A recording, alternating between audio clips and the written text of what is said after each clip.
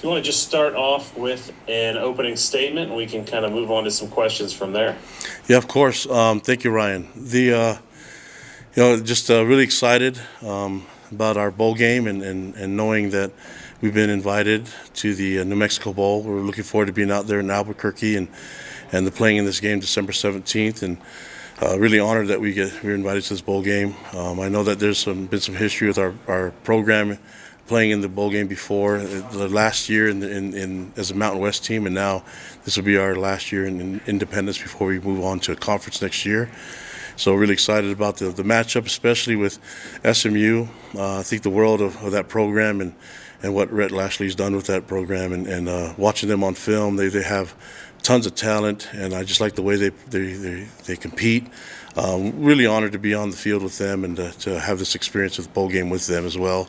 I know there'll be festivities and things like that where we get to be around each other, and I know we're going to compete on the field, but looking forward to getting knowing them and the coaching staff and the players as well. Just really honored to be in that game against a quality opponent.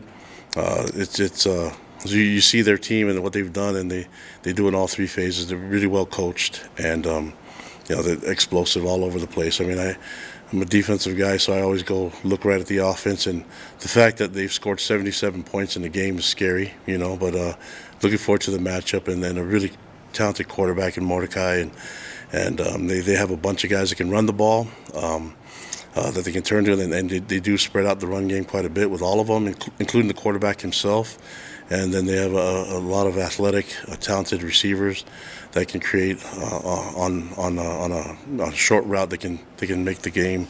They can make it a long night for any team. So, and then they have Rice. He got almost 100 receptions, which is hard to do in this day and age in football. And he's one of the premier receivers out there. So. A tough task for our defense, but we're looking forward to the matchup. Their defense, they fly around and well coached, and obviously all three phases. I don't see a lot of issues, and I see a well coached team. So I'm looking forward to the matchup and excited with this matchup with SMU.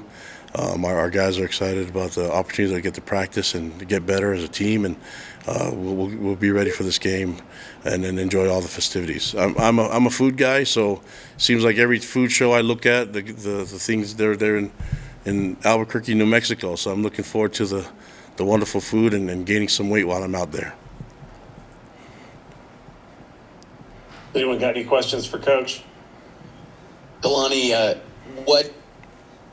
So we haven't talked to you since Tuiaki stepped down. Who's the interim DC now, and what are the role changes to the defensive staff now with Tuiaki stepped down? Oh yeah, I mean, I'm taking the. If it's a good play, then I called it. If it's a bad one, then it's one of the other guys. And so we're working on filling out our staff. I want to, with that being said, you're going to have to use some analysts and the GAs a little bit more, and so we're working through some. This is the time of year where there's a lot of movement in the world of football and coaching, so we'll adjust. But right now we've had some good moments, some good practices with our guys so far. Jared? Kalani, along the same lines, this is a time of a lot of transition. Guys are announcing they're going to the portal. There's a lot of transition between the regular season and the bowl game. How do you approach that, and what do you have to do as a staff to try and figure out, okay, who do we have on the team? How's the coaching going to work? How does that all come together for the bowl game? Yeah, I mean, the key is to get ready for the bowl game and focus on our opponent. Last week we didn't have an opponent, and so we were just kind of doing our base stuff and working on fundamentals and technique, and now the focus can be on what SMU does in all three phases. That's going to be we're going to scout our opponent and get ready for our guys to just educate them on what they're seeing on film. But yeah, I think all the roles we have enough. There's enough people here to make it work, and we lean heavily on our players leading the way, and even in the scouting of their opponents. So that's going to continue. I just want to keep focusing on all that. With the transfer portal, all that stuff's open for everybody. So I think that's part of college football now, and we'll just have to deal with whoever comes and goes. It's just nowadays there's just way more. Back in the day when people transferred, is usually for playing time, and now there's a lot more involved. So that's all right. We'll just have to deal with it. So far, we've our focus in the transfer portal have been getting guys that fit our program, and I can't really complain about the guys that we've brought in. I think they've made an impact on and off the field for us, and so we'll keep trying to get the right guys in through the portal, but we also recruit from within first. Kevin? Hey, Kalani, with Jacob Conover going into the transfer portal, who's going to be the main backup for this game, and also what is the status of Jaron for this game? Yeah, Jaron's banged up. I mean, you know, he's not out of the game, and so once we know more, we'll let you guys know. Right now, the guys that are getting the reps are Cade Finnegan and Nick Billups and Sojay Mayava. So those guys will compete, and you know, and what I saw so far, I liked what all of them done in our practices that we've had thus far. So I think they have some really good coaching. I like the way A-Rod coaches them, and with Matt Mitchell, and so I think they'll be ready. If we need to, they'll be ready for the game. Hopefully, we can get Jaron through this and get him on the field. Jake? Kalani, are you anticipating any players opting out as of current? Any outgoing players? Guys opting out of playing in the game is what I should say. Sorry.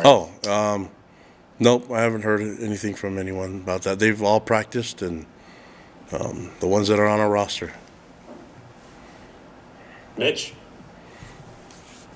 Kalani, with the transfer portal window open, the last push to signing day, players having finals coming up, how many practices do you expect to get in before this matchup on December 17th against SMU? We've had a number of practices already. I think we're gonna, with finals and everything going on, and with our travel day next week, we're thinking maybe 9 or 10 more from this moment on. Steve? Wait, can't hear you, Steve. Hold on.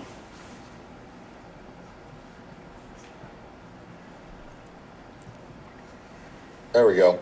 To piggyback off the question about Jaron Hall, I know you said he's banged up, but you're going to try to get him through. Any other injury updates you can share? I mean, there's a lot of guys that are healing up from the last game for the entire season, but nobody out for the year that we haven't already talked about. Jake? Yeah, Kalani, you've already talked about recruiting, the portal, handling finals, all that stuff. Are you guys out on the road and kind of like, doing practices in shifts in essence while you're out, other guys are out recruiting, etc.? Yeah, and you know, we'll just have to run the practices. A lot of it is player-led meetings and practices. I'll be here for most part. We'll shift the 11 coaches total that are in and out, but we have a good number of players that we trust that can run the meetings and practices, and then also, we have our GAs that we can count on. So that's pretty much how it's going to run. I mean, we're organizing it and scheduling it so we can balance it out, and we have a big recruiting weekend this weekend, so the timing will be perfect for us when we're prepping for our last week of prep next week in order for us to get ready for the game. Jared? Kalani, I wanted to circle back to what you were saying about how you recruit from within first, because obviously that's big right now with guys considering what their future is and what direction they might want to go. What's that process like? What steps do you take to recruit from within and try and keep your guys understanding the goals of the program? I think the key is giving feedback and letting them know the role that we see them in.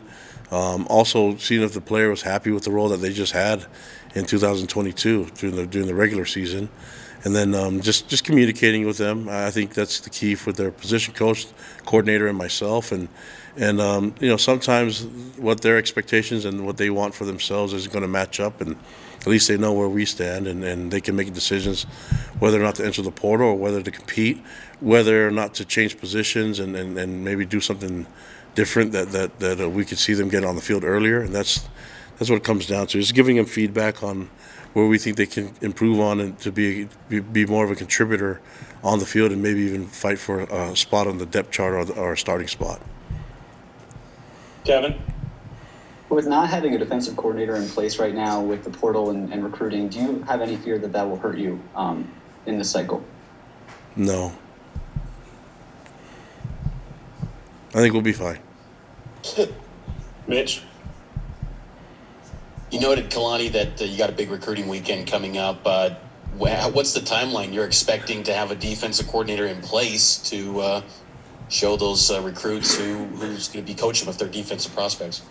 Yeah, as soon as we can. But I also think that it's not about the coach. It's about the place, and it's not about me. It's about the program itself, the school, the people that are here. There's more to the official visit than just the coaches that are running the program. I think it's their teammates, and so there's a lot of different moving parts, variables that I think are in the decision-making process for the recruits, and we have usually a good retention rate of guys that come on the visits to committing and signing. So that's going to be the goal, is focusing on that. But in terms of getting everything solidified and the roles and responsibilities and coaches in place, we want to do that as soon as possible, and that's what we're working towards. Jay? Kalani, in regards to that, do you foresee the new defensive coordinator having a say on other defensive staff members? Or, like, will that person be in place and then he'll consult with you to build the staff from there? Yeah, I think that's pretty common, and so we'll work together on that. And I think the key is getting him in place, and then evaluating everybody that's available. And then, as far as some of the guys that have entered the transfer portal, did any of those take you by surprise, or did you have conversations with some of those guys? I'm talking about Jake Conover, Campbell Barrington, and Terrence Fall. Yeah, nothing really surprising. So we had really good conversation with Conover especially, and so it was good moments, and I'm happy, and I hope those guys get what they're looking for. I think I don't want to. I want to be one that's going to always mentor the young men, and sometimes leaving the best option. Joseph? Hey, Kalani, Joseph White from the Dallas Morning News here. Obviously, Provo's a lot closer to Albuquerque in terms of elevation. I'm just curious, have you ever noticed a difference when teams from low elevation come to Provo to play you guys in that regard? And do you anticipate that being an advantage against SMU? I don't know. I think we'll be there with enough time. I think it's different when teams fly out the day before. I think looking at the timing that we're going to be out there, that SMU is going to be out there, I don't see it being a problem. And Rhett Lashley's smart. He'll know how to get those guys ready to roll in the game. So I wouldn't even see that as an issue for SMU. Mitch? Lonnie, you guys have faced a wide spectrum of teams this year and explosive offenses. Where does SMU's, from your early impressions of them, stack up among some of the teams you faced this year? Yeah, really difficult. You watch the film, and they have the ability to just put on points and do it in a hurry. And so, you have to just watch the game with Houston just to see it, because I mean, basketball teams don't even score that many points, and just you can't help but respect the athleticism and the speed and the level of execution that the program works on, and the coaching staff has a lot of experience doing that, and I've been really impressed with the high level of execution and how they do things. It seems like they know exactly what everybody's doing, that all 11 guys on the field are on the same page, and that's just not with the offense only. That goes to everybody. I mean, it's a clean run program. You look at there's not a lot of confusion out there, and so that usually speaks to the coaching staff and the readiness that they have their team every week. And just to follow up on offense, Kalani, has Jaron Hall informed you, at least the staff, of what his plans are after this season, so you have a game plan throughout this portal? No, I think he's close. I think he's taking in all the information from with the decision making and just hearing everything out, and I think he's going to make he and his wife will make the right decision for their family, and I'm confident he'll do what's best for him, and we'll support him whichever decision he makes. It's just a lot easier for me to support when he's right on the sideline with me and on the same plane. Jake? Yeah, Kalani, I just want to get your impressions of what you've seen from Tanner Mordecai. Similar stats, it feels like, to what Jaren's put up this year. Yeah, and then he's got some athleticism. He can run, man, and really accurate. And I think when you look at his ability, you look at the ability for him to spread the ball out. Obviously, he has a main target that he likes to go to, but just the decisiveness and the accuracy that you see from him. That's I know I give a lot of credit to the coaching, but man, he's going to be a problem for us, and we've got to be ready for him, and we got to have some answers for him. But it's really tough when you look at the different ways that they can attack a defense and put up some points. Are you a green? Oh, sorry, real quick. Are you a green chili fan, Kalani? I haven't met a chili I didn't like. Okay, fair enough. I don't know about those really hot ones though. I don't want to get myself in trouble because I see a lot of people doing the hot foods. Like I like to enjoy my food, and I don't like I don't want to have to be crying while I'm eating it too. So yeah, within reason, I like spice. Steve? Coach, in your opening, you talked about SMU's receiver, Rashee Rice. Wondering, if he reminds you of anyone in terms. I know you haven't seen a whole lot of them yet, or dive too deep into their film yet, but from what you've seen, does he remind you of anyone? And how does he stack up against the other top receivers you've seen this year? Oh, he's up there, and I don't know if he really reminds me of anyone as much as he's a playmaker. He could do it a lot of different ways. I just like his style, man. You look at his ball skills, and he can create a mismatch in a hurry, and he's a well-rounded athlete. He can do a lot of different things as a receiver. So you don't have. I think it's 96 catches. That just doesn't happen by coincidence. And if you look at the targets, it's not like the targets they just go to him only. He just catches the ball and does great things with it when the ball's in his hands. Joseph? Kalani, quick logistical question. When did you start watching film on SMU? Oh man, so someone thought that they could be SMU, but I get nervous and I just look at all the possibilities, and so you can't help but when you have time to just watch, like Air Force and spread option teams and different styles. So I watched a bunch of different styles, and it's. I would say maybe a couple days before it was announced, I kind of thought that it might be them, but they're so unique and different that now that we know, it's not like the extra watching really helped me. I mean, I wasted probably a lot of my time watching option stuff and watching different types of offenses just to. I'm a football junkie, so I'm just going to watch all kinds of film as much as I can.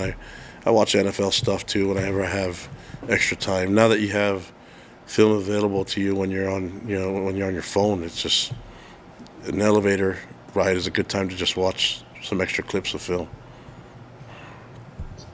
All right, thank you, Coach. We look forward to getting you to New Mexico here next week. As a reminder to all you guys, our game time and TV network has changed. It will be played at 5:30 Mountain, and it will be broadcast on ABC. If you have any questions about that, feel free to reach out. All right, Let's thank go. you, Coach, and have a great afternoon. Thank you.